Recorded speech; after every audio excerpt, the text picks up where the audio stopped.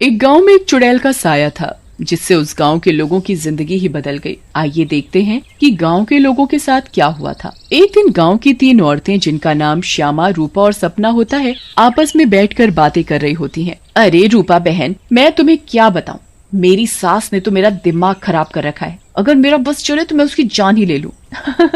अरे क्या हुआ श्यामा बहन, इतना गुस्से में क्यों हो? शांति मौसी ने क्या कर दिया? हाँ तुम घर में अकेली हो ना, इसीलिए इतने मजे से रहती हो। हमसे पूछो जिनकी सास है, एक तो खाती हैं इतना, रोटी बना बना कर मेरे तो हाथ ही थक जाते हैं, ऊपर से हर काम में कमियां निकालती हैं। सही कह रही हो श्यामा बहन, मेरी कहानी भी कुछ कुछ तुम्हारी तरह ही है। मैं तो जरा सा अपने मर्द के साथ बैठ क्या जाऊं, पता नहीं कहां से बुढ़िया को खबर मिल जाती है, वहीं आकर सर पर खड़ी हो जाती है। हाँ ये तो चिंता की बात है सपना बहन, मौसी को समझाओ, नहीं तो दादी कैसे बनेंगी। रूपा की बात सुनकर तीनों जोर जोर से हंसने लगती हैं। तभी उनकी नजर एक गोलगप्पे वाली पर पड़ती है। गोलगप्पे वाली बहुत ही सुंदर होती है, उसे देखकर तीनों से रहा नहीं जाता और वो तीनों गोलगप्पे वाली के पास चली जाती हैं। अरे तुम तो औरत होकर गोलगप्पे बेच रही हो।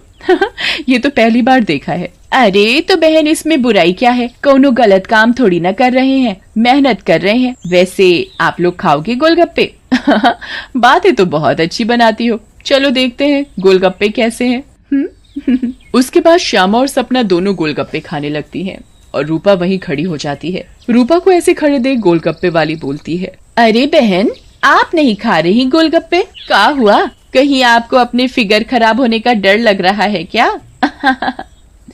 अरे नहीं नहीं, ऐसी बात नहीं है, मैं बस बाहर का सामान कम खाती हूँ और कोई बात नहीं, इन दोनों को खाने दो। श्यामा और सपना गोलगप्पा खाने के बाद बोलती हैं, अरे वाह गोलगप्पे वाली, क्या गोलगप्पे हैं, मुंह से तो स्वाद ही नहीं जा रहा, मजा आ गया।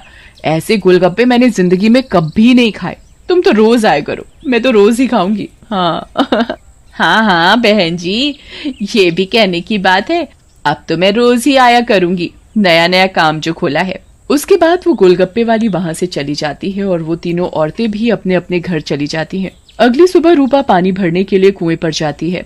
वहाँ औरतें आपस में बातें कर रही होती हैं। अरे रूपा बहन, पता है तुम्हें श्यामा और सपना कहाँ है? कहाँ है मतलब? अरे अपने घर पर होंगी और कहाँ? आहा, अरे नहीं रूपा बहन, वो दोनों अपने घरों से गायब हैं। कोई कह रहा था कि उनका चक्कर चल रहा था मर्दों के साथ और उन्हीं के साथ घर छोड़कर भाग गई हैं। बेचारे उन दोनों के पति। रूपा को ये बात सुनकर बहुत गुस्सा आता है और वो बोलती है, तुम्हें शर्म आनी चाहिए, औरत होकर औरतों के बारे में ऐसी बातें करते हो। ऐसा कहकर रूपा वहाँ से चली जाती है। शाम को वही गोलगप्पे वाली गांव में फिर से आती है। चीनू और टीनू नाम के 2 मंचूले उसे देखकर बोलते हैं, अबे टीनू, वो देख क्या लड़की है, एकदम एक नंबर, ये तो तेरी भाभी बनने लायक है बीड़ू। सही कह रहा है चीनू, लेकिन इसमें थोड़ा गलती होने का, ये अपन की नहीं, तेरी भाभी बनने लायक है, समझा क्या? फिर वो दोनों गोलगप्पे वाली के पास जाते हैं और बोलते हैं, ए गोलगप्पे वाली, क्या गोलगप्पे खिलाएगी हम दोनों को? आप दोनों भी कैसी बातें करते हैं, ये गोलगप्पे क्या मैंने पानी भरकर होली में मारने के लिए रखे हैं? आप बहुत मजाक किया हो मेरी तरह। वैसे क्या नाम है आपका? नाम में क्या रखा है साहब, आप गोलगप्पे खाइए ना, अगली बार आऊंगी तो नाम भी पता चल जाएगा। फिर चीनू और टीनू गोलगप्पे खाने लगते हैं। वाह, क्या गोलगप्पे हैं, इतने टेस्टी, लगता है तुम्हारे हाथ चूम लूं।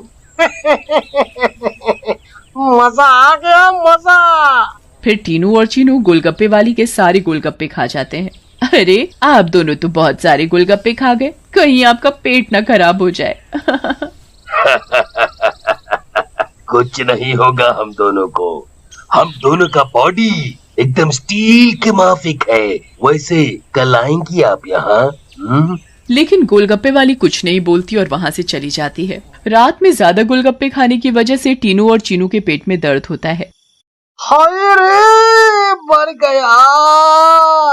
अरे टीनू भाई, ये लड़की का चक्कर अपन दोनों के लिए भारी पड़ गया रे। बहुत तेज दर्द हो रहा है पेट में।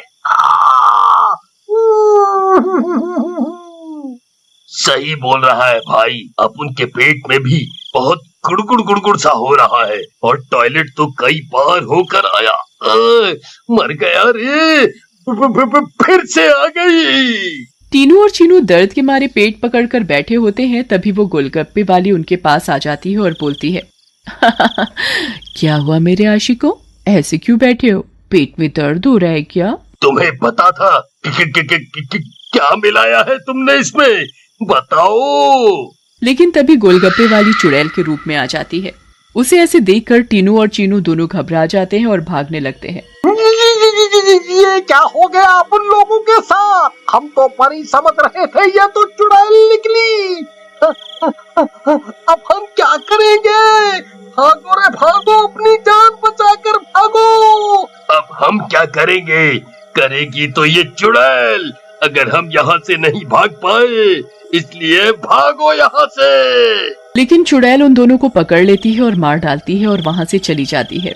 इसके बाद तो मानो ये रोज की बात हो जाती है। रोज वो चुड़ैल गोलगप्पे वाली बनकर आती और गोलगप्पे खिलाकर रात में लोगों को मार डालती। इन सब से गांव वाले बहुत परेशान हो जाते हैं और एक दिन पंचायत बिठाते हैं। पंचायत में रूपा भी जाती है। अरे भाइयों, गांव संकट में है, हम सबको मिलकर इस समस्या का समाधान निकालना पड़ेगा, नहीं तो एक एक करके पूरा गांव ही खाली हो जाएगा। तभी रूपा का पति दीनू बोलता है, लेकिन सरपंच जी, हमें तो कुछ पता नहीं है कि ये सब कौन कर रहा है, या लोग अपने आप घर छोड़कर जा रहे हैं। सही कह रहे हो दीनू बेटा, लेकिन हम ऐसे शांत तो नहीं बैठ सकते और अपने गांव वालों को जाने नहीं दे सकते। हमें कुछ तो करना ही होगा। हाँ। फिर पंचायत में कोई भी फैसला न निकलने पर सभी गांव वाले अपने अपने घर चले जाते हैं। उसी दिन दोपहर में चुड़ैल फिर से गोलगप्पे वाली का भेष बदलकर गांव में आती है।